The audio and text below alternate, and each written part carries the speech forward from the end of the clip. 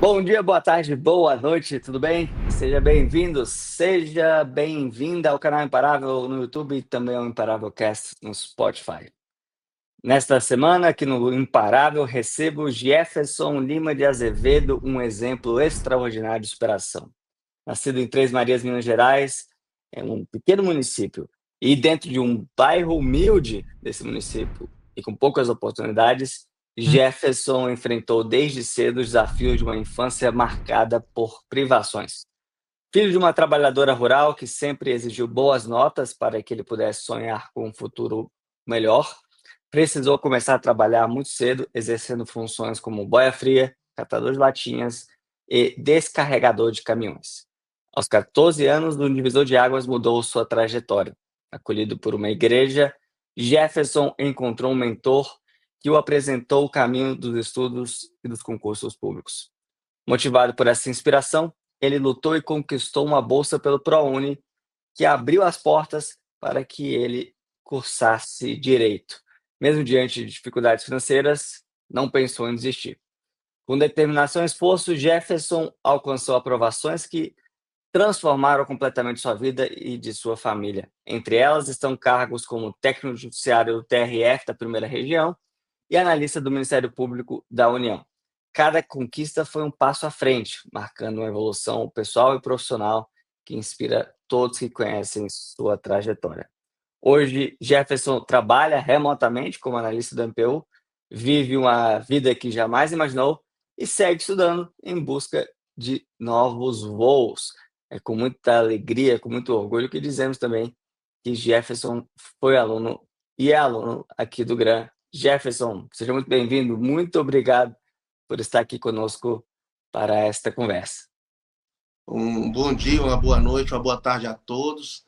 Gabriel, eu estou muito feliz porque eu sou assíduo no canal do Imparável, vejo toda semana, mal posso esperar as quintas-feiras para poder estar assistindo e espero que a minha história possa ajudar alguma pessoa, ajudar algumas pessoas, a inspirar pessoas a quererem ter um futuro melhor.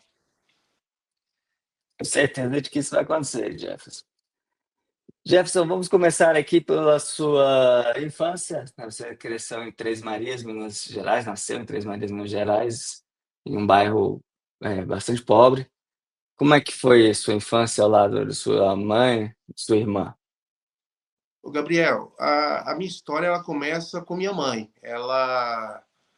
Meu pai, quando a gente ainda era criança, bem pouco depois de nascido, meu pai foi embora e minha mãe teve que criar eu e minha irmã com as dificuldades de uma mulher de pele escura na década de 80. Então, nessa época, a gente passou por inúmeras privações próprias da periferia, né? Onde a gente morava não tinha asfalto, asfalto veio bem depois, casa com reboco era algo inimaginável naquela época, né? Hoje ainda, quando eu vou no bairro, ainda vejo algumas casas que não estão rebocadas. Então foi uma infância bem difícil, apesar de minha mãe ser muito trabalhadeira, então não tinha, não, a gente não passou fome, mas passamos toda sorte de privação que uma família pobre na periferia pode passar. Você começou a trabalhar muito jovem, com 14 anos já era boia fria. Na Na verdade, verdade, eu não lembro nem a idade. Pode falar, quando é que você começou a trabalhar? com 9 anos, a gente já fazia alguns pequenos trabalhos e minha mãe já sempre nos levava para trabalhar com ela. Então, dos 9 até os 12 anos, a gente já frequentava as empresas de colheitas e lá a gente trabalhava como boia fria. Então, nas férias eu ia com ela e quando chegava aos 12 anos eu já ia sozinho. Já usava minhas férias e algumas colheitas, elas vão até meio-dia, né? Então, dava para eu fazer algumas colheitas também durante as aulas, o que era raro, que era a colheita de feijão. As demais a gente esperava as férias nos finais de semana para poder estar trabalhando com a minha mãe e poder ajudar também no orçamento familiar. A profissão da sua mãe era trabalhadora dessas colheitas. Minha mãe é trabalhadora rural, então ela trabalhava em colheita, trabalhava plantando eucalipto, Hoje ela aposentou e ainda planta algumas coisas nas hortas dela, vende alguma agricultura familiar, né? Mas naquela época ela trabalhava com tudo que aparecia, porque o trabalhador rural ele não tem uma cultura específica, né? Na nossa época. Então, onde aparecia a colheita, ela tinha que estar trabalhando. E como é que era a sua relação com os estudos? Você frequentava a escola regularmente? Então, Gabriel, minha mãe ela sempre teve uma preocupação com os estudos. Apesar de eu ser um pouco bagunceiro na escola, né? A minha mãe ela tinha uma coisa com ela que nós não podíamos perder média e não podíamos tomar recuperação. E ela não podia ir na escola. Se ela fosse na escola para poder ser chamada por causa de bagunça ou de alguma coisa que a gente fizesse na escola, quando a gente chegasse em casa, ela acertava com a gente. Então, você imagina o castigo físico que a gente sofria naquela época, né? Merecidamente até. Ela era rigorosa com os estudos, com você e sua irmã. Você tinha uma irmã. E minha irmã mais velha, a minha mãe sempre foi muito rigorosa e sempre foi muito rigorosa com meus dois irmãos mais novos, né? Que depois dessa época nasceram dois irmãos mais novos, e ela sempre foi muito rigorosa. Aos 14 anos, sua vida mudou, você foi acolhido por uma igreja e conheceu um mentor que te incentivou a estudar. Como é que foi essa história? Então, Gabriel, a gente morava nesse bairro, né? E uma vez chegou um trabalho missionário que eles fizeram lá nesse setor, e eu conheci um homem chamado João Batista. Ele e sua esposa Márcia, suas duas filhas, o João Batista trabalhava na CEMIG, que é a companhia de eletricidade de Minas Gerais. Então, o João Batista ele sempre nos incentivava e ele cuidava da gente mesmo, como se fosse pai. Então, a partir daquele momento, quando eu conheci o João e a Márcia, eu passei a ter um exemplo de vida e de pessoas que eu pudesse me espelhar. Porque o João Batista era a pessoa que tinha um carro bonito, era a pessoa que tinha um bom cargo, e tudo aquilo fazia a gente querer estudar um pouco mais, justamente para poder, quem sabe, um dia ser como o João, né? E aí você perguntou para o João, João, como é que você conseguiu ter essa vida? E ele te falou que foi o concurso. Na verdade, ele não era concursado, porque ele é anterior a 88. Mas ele era servidor efetivo da CEMIG, né, empregado efetivo lá. E o João, ele sempre falava assim: olha, concurso público é o melhor caminho para você fazer. E nesse tempo, eu estou falando aí lá para 2002, nessa época nem sonhava em ter os materiais que a gente tem hoje, ter a estrutura que a gente tem hoje. Então, estudar para concurso público era algo inimaginável, da maneira que a gente estuda, né? E você não tinha referência, né, na família, eh, conhecia alguém da família que era servidor, ou era só o João ali, ou tinha mais alguém? É o próximo da gente, somente o João. A minha família é uma família de trabalhadores rurais, né? Que vieram da roça e foram para a cidade, mas nenhum deles, todos muito trabalhadores, mas não quiseram continuar com os estudos. Então a referência que eu tinha naquela época era o João Batista. E ficou essa sementinha do concurso, você terminou o ensino médio e depois foi fazer faculdade? Na verdade, o João Batista e a Márcia trabalhava no APAI, e o APAI tinha um convênio com o Banco do Brasil. E o Banco do Brasil, ele contratava adolescentes trabalhadores para, como estagiário de nível médio hoje, e naquela época eles contratavam essas pessoas que tinham uma certa dificuldade, um risco social, e eu me enquadrei nesse risco social e fui contratado pelo Banco do Brasil, em convênio com a PAI, para trabalhar de adolescente trabalhador. E ali o meu horizonte ele se abriu, porque eu passei a ter um contato com pessoas que já tinham feito faculdade, pessoas que eram mais estudadas. E esse contato foi fundamental para que os horizontes se expandissem. E aí depois, como é que foi a sua trajetória, Então, estudantil e profissional? depois do Banco do Brasil, eu comecei a estudar para concursos, né? Isso aí eu estou falando de 2003. E aí comecei a estudar para concurso, mas não sabia como estudar. Mas essa sementinha ela foi ficando. E aí, quando foi em 2006, a minha prima ela conseguiu uma bolsa pelo ProUni. E aí ela falou: olha, Jefferson, você escreve bem, você é um bom aluno, por que você também não faz o Enem? Aí eu fiz o Enem, tirei uma nota alta na redação. Na época eram 63 questões, não era o formato que é hoje, e valia 100 pontos. Hoje vale 1.000, né? Naquela época, minha nota foi 79%. Então, como não tinha uma grande preparação, minha nota foi considerada alta para a época. E aí eu pude concorrer uma bolsa pelo ProUni, em uma faculdade de Sete Lagoas, que fica a 200 quilômetros de Três Marias. E nesse momento eu consegui essa bolsa e iniciei a faculdade no ano de 2007. Você mudou para essa cidade? Não, nessa época, lá em Três Marias tinha uma associação de estudantes que fazia o trajeto todos os dias. A gente saía da cidade 4 horas da tarde e ficava até as... Chegava às 7 horas da noite da faculdade e voltava 11 horas e chegava em casa por volta de 2 horas da manhã. Então, todos os dias a gente fazia esse trajeto, 200 quilômetros para voltar. 400 quilômetros todos os dias. Todos os dias. Ainda tem Uau. uma faz esse trajeto hoje ainda.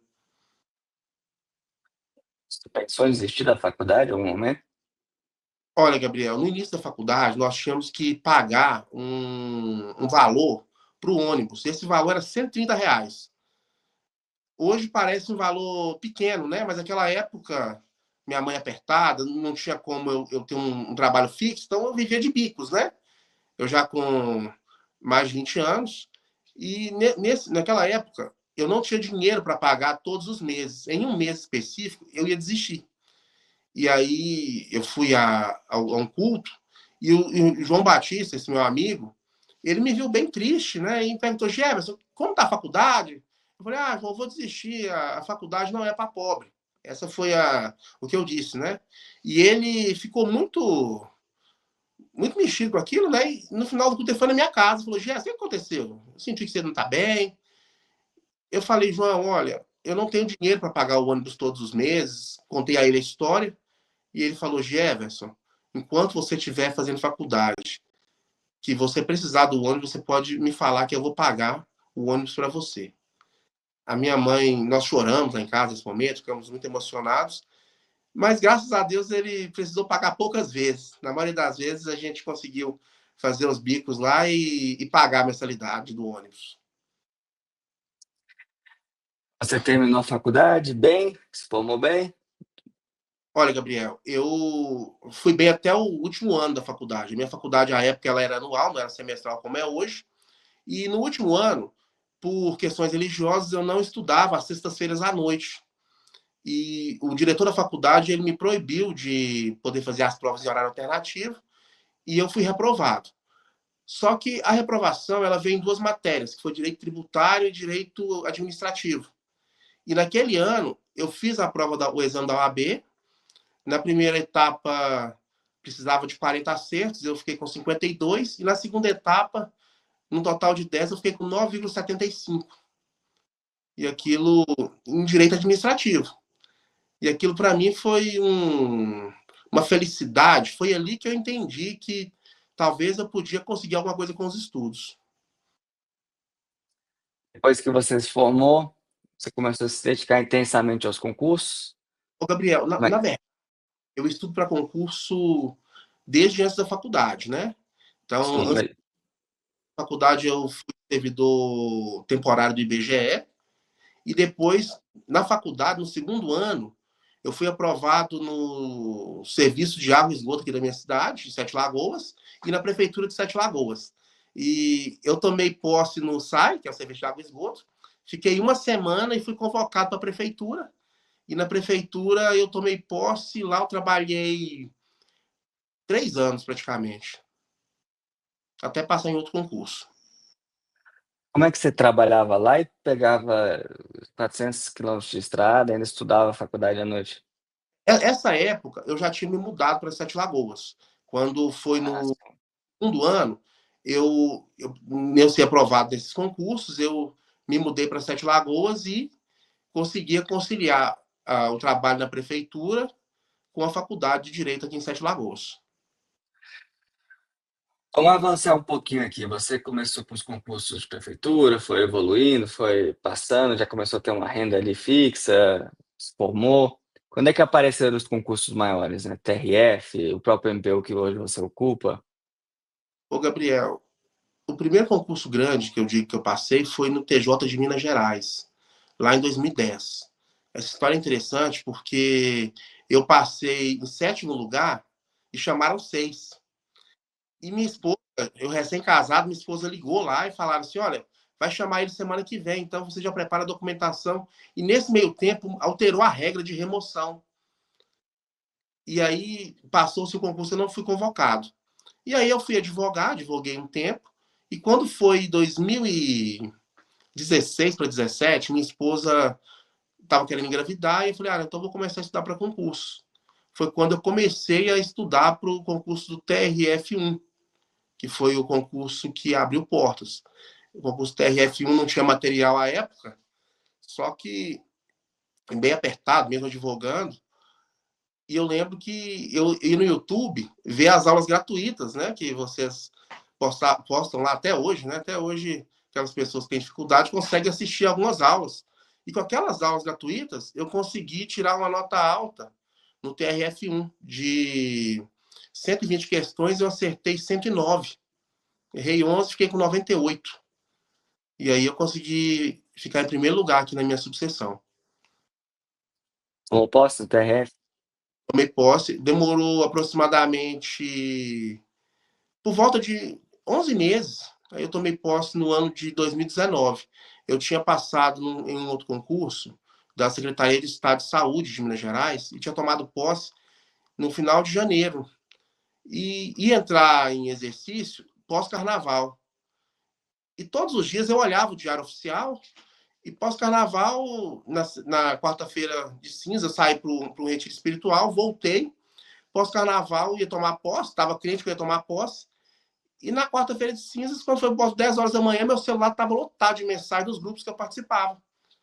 E aí era a confirmação da minha nomeação e de alguns outros colegas. E a emoção, nós chorando, gritando. Eu agradecendo a Deus que meus filhos poderiam ter uma educação de qualidade, um tratamento. Naquela época eu nem imaginava que meu filho mais velho tinha autismo. Então foi uma sensação única na minha vida. Quando apareceu o MPU? O MPU ele veio logo depois. Essa época saíram bastante concursos, né? Veio o TRF1, eu fiz TRF1 para técnico e analista, fui aprovado para técnico e fui aprovado para analista, só que um pouco mal classificado. E com a pandemia e a criação do TRF6, eles foram contingenciando as vagas e não nomearam. Acho que em Belo Horizonte não chegou a 20 candidatos. E aí o histórico de nomeação era muito grande. E eu fiz o concurso do MPU logo em seguida. O concurso do MPU, a minha ideia era passar para técnico e tentar analista, né? Porque eu já era formado em Direito. Só que foi o contrário. Eu fui melhor como analista, fiquei em 45º para o DF e fiquei bem classificado para técnico em Minas Gerais. O Grande ajudou no MPU? Ajudou. Quando eu tomei posse no TRF1, logo eu me inscrevi no GRAM. Até hoje eu sou assinante. Eu ainda estudo para os concursos de Defensoria, MP e MP. E o GRAM me ajudou muito, porque foi logo na época em que foram lançados os PDFs, né?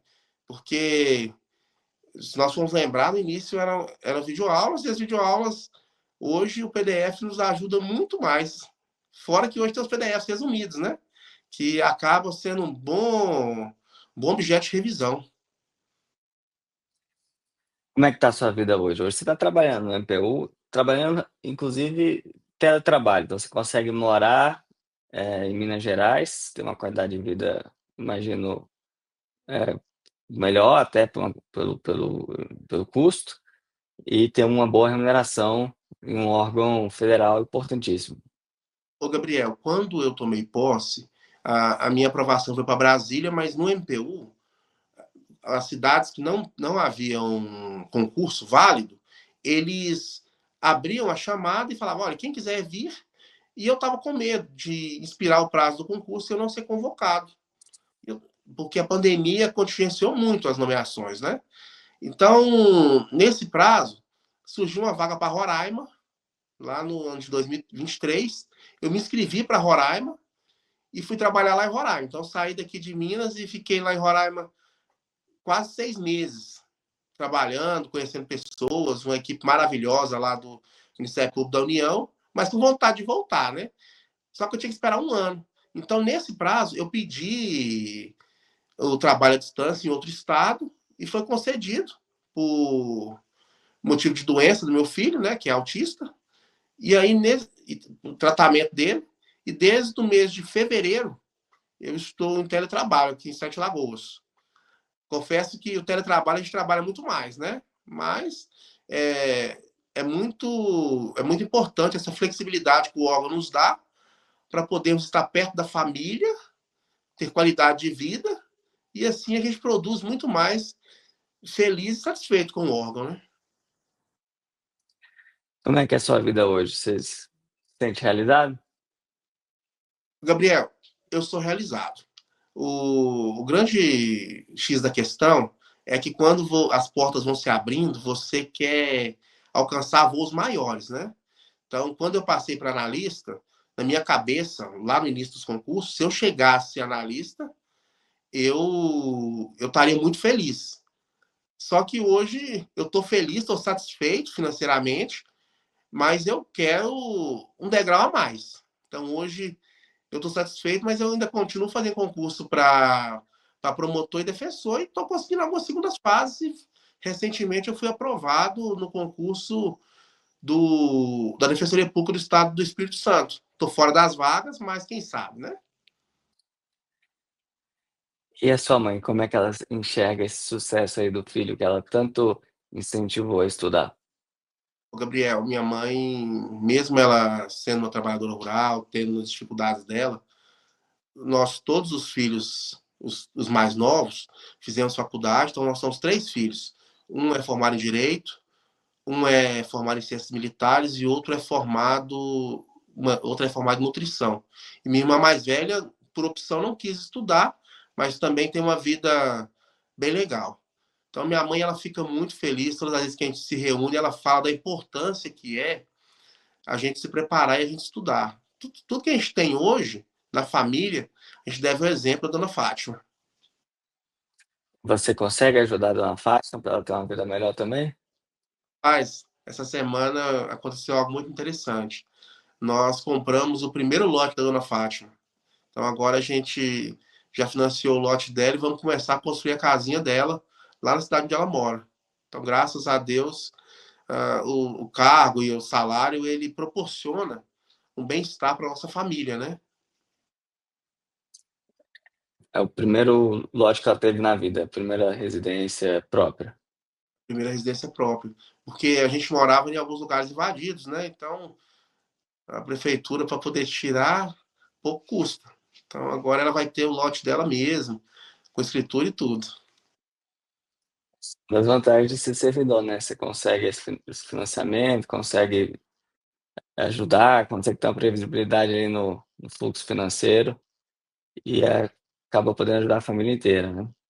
Gabriel, o salário do servidor, ele é um bom salário, mas o salário do servidor talvez seja a menor das vantagens. O serviço público te abre portas que talvez eu não teria a maneira que eu sou atendido, onde eu chego, se eu não fosse servidor público. Então, o serviço público ele abre portas e até para possibilitar esses financiamentos, investimento na família, né? Tratamento, educação, saúde. O serviço público ele é algo que, se não existisse na minha vida, eu não estaria onde eu estou. Jefferson, qual conselho você daria para quem está nos acompanhando hoje? Possivelmente alguém que vem de uma origem bastante simples, como a sua, alguém que está às vezes desmotivado, alguém que talvez não foi bom aluno na escola, mas quer mudar de vida, quer ser aprovado, quer ter uma vida melhor para si, para a família, qual conselho você daria para essa pessoa não desistir, para essa pessoa ser imparável? Gabriel, o conselho que eu dou para as pessoas é que vale a pena você começar. Eu comecei a me preocupar com os estudos, com uma vida, um futuro melhor, talvez um pouco tarde, após os 14 anos. Eu vejo muita gente sendo bom aluno desde criança, né? Mas comece, vá e vá um passo de cada vez. Eu só consigo sonhar em ser defensor público hoje, em ser promotor, porque lá atrás eu comecei sonhando em ser assistente administrativo da prefeitura. Se eu tivesse morrido com um mês de posse na prefeitura, eu estaria muito feliz. E hoje eu estou, da mesma forma que eu estou feliz hoje. Comece, vai dando os passos devagarzinho, procure um bom material de qualidade, faz toda a diferença. Lá atrás eu fiz muitos concursos estudando por livro de escola. Nós pegávamos editais em banca de jornal. E hoje eu sigo as redes sociais do Grão e chega tudo mastigado para mim. Quando vai sair um concurso, a gente fica sabendo a previsão e o dia que vai sair, quando sai o edital, chega para mim. Então, chega no e-mail avisando, olha, sai o edital te interessa. Então, comece. Procure bom material, procure boas pessoas, acompanhe pessoas que falam de concurso, né? É muito bom acompanhar você, o Aragonê, isso inspira. Então, quando eu vejo sua história, você contando de você nos Estados Unidos, é um passo cada vez. Então, eu falo para quem está nos ouvindo hoje, não desista, vá um passo cada vez, porque a vitória é certa. E a vitória não é um lugar, a vitória é uma trajetória. Então, a trajetória que eu tenho hoje, eu acho que é uma vitória. Lá na frente pode ser que eu consiga algo mais, mas se eu não conseguir, eu sou um vencedor. E você também pode ser um vencedor. Bom, muito obrigado, Jefferson. Parabéns pela história, pela superação. Você é um exemplo aqui para todos nós. Foi um prazer conhecer um pouquinho mais aí da sua trajetória. Muito obrigado pelo seu tempo. Eu que agradeço, Gabriel, e estou muito feliz por poder compartilhar minha trajetória com todo mundo aqui. Tudo de bom para Muito, vocês. muito obrigado a você que nos acompanha aqui. Pedimos que deixe seu like, deixe seu comentário, assine as notificações, clique aí no sininho se você estiver no YouTube para receber todos os vídeos que lançamos por aqui toda quinta-feira. Ou siga esse podcast aqui no Spotify. Até a próxima. Fique com Deus. Tchau, tchau.